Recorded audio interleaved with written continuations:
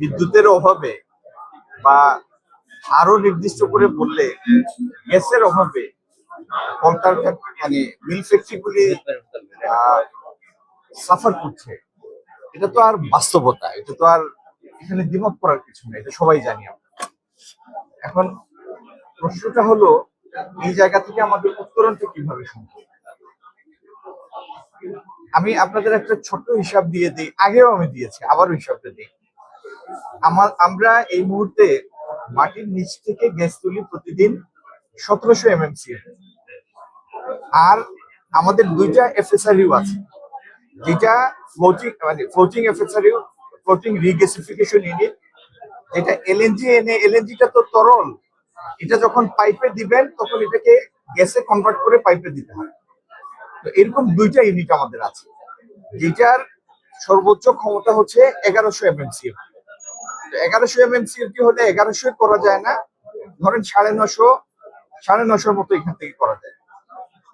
1700 আর 900 মোটা দাগে 2600 MMC আমরা পাই।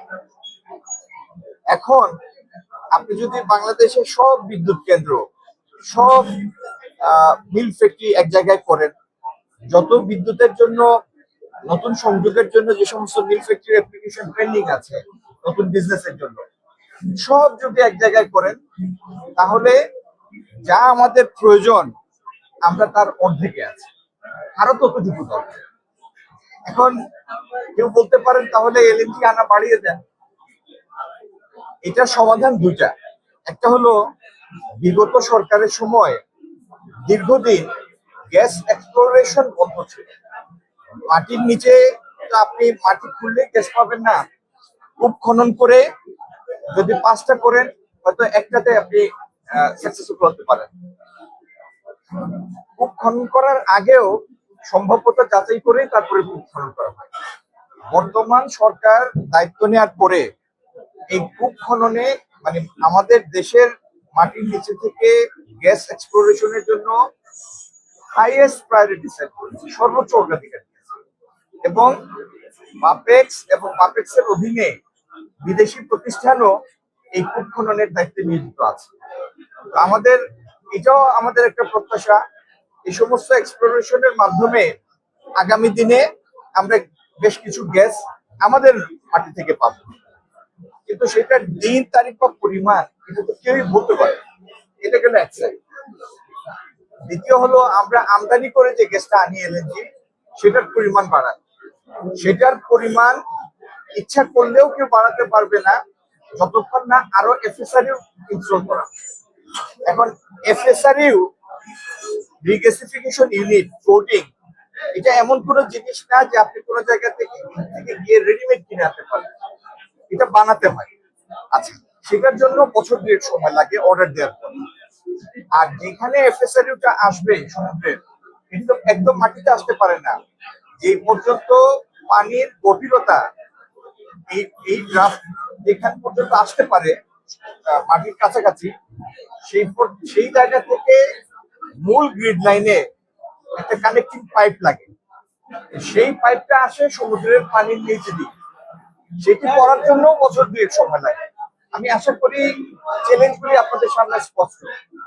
তো এই সমস্যাগুলি মিটিয়ে নতুন এফএসআরইউ ইনস্টল করা, পাইপলাইন সেট করা, এবং এটা করার জন্য 2টা বছর সময় দরকার। এখন আমাদের মাননীয় প্রধানমন্ত্রী আউট অফ দ্য বক্স একটা উদ্যোগ নিয়েছেন, সেটি হচ্ছে মালয়েশিয়ান গভর্নমেন্টের যে সংস্থা পেট্রোনাস, তাদের মাধ্যমে বড় জাহাজে করে গ্যাস এনে, এলএনজি এনে ছোট ছোট জাহাজে ট্রান্সফার করে সেটি আমাদের বিভিন্ন জায়গায় গ্রিডে মানে রিগ্যাসিফিকেশন ইউনিটের মাধ্যমে গ্যাসে কনভার্ট করে সে সমস্ত জায়গায় দেয়া। কিন্তু পেট্রোনাসের যে সমস্ত জাহাজ সবগুলি কোনো না কোনো জায়গায় এগিয়ে, তাদের হাতে এই মুহূর্তে স্পেয়ার নেই। তো মাননীয় প্রধানমন্ত্রী ওনার নেতৃত্বে জ্বালানি মন্ত্রণালয় আমরা সবাই এটির জন্য কাজ করছি। আমি ইন্ডাস্ট্রিগুলি সাফার করছে, বাসা বাড়িতে স্বাভাবিক জীবনযাত্রা ব্যাহত হচ্ছে, এর প্রত্যেকটা কথাই সঠিক, এখানে কোনো ভুল নাই। কিন্তু যে পরিস্থিতিটা আমরা পেয়েছি সেটা উত্তরাধিকার সূত্রে পেয়েছি, এই জিনিসটা সবার বুঝতে হবে। আর সিজনালি রিকোয়ারমেন্টটা বাড়ে, যেমন এখন গরমের সময় এখন যে বিদ্যুতের চাহিদা, এটা যদি ডিসেম্বর মাস হতো তাহলে সাবস্টেন্সিয়ালি সেটা চাহিদাটা ডিপ্রেসড হতো, অনেক কমে যায়। আপনি গত বছর এবং যে বছর ফ্যাসিস্ট সরকারের বিদায় নেয় সেই বছরের এই সময়কার লোডশেডিং এর স্ট্যাটিস্টিক্সটা নেন।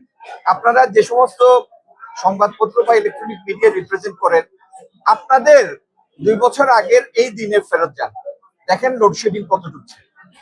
আর বিগত 5-7 দিন 10 দিন হঠাৎ করে পরিস্থিতিটা একটু বেশি খারাপ হওয়ার কারণ হলো আমাদের যে 2টা এফএসআরইউ, তার একটাতে গ্যাস পড়তে না পারা আর আরেকটার বয়লার নষ্ট হয়ে যাওয়া। তো নতুন গ্যাস ভরা মানে একটা এফএসআরইউ আবার গ্যাস ভরা শুরু হয়েছে, যেটার ফল আপনারা পাচ্ছেন এখন।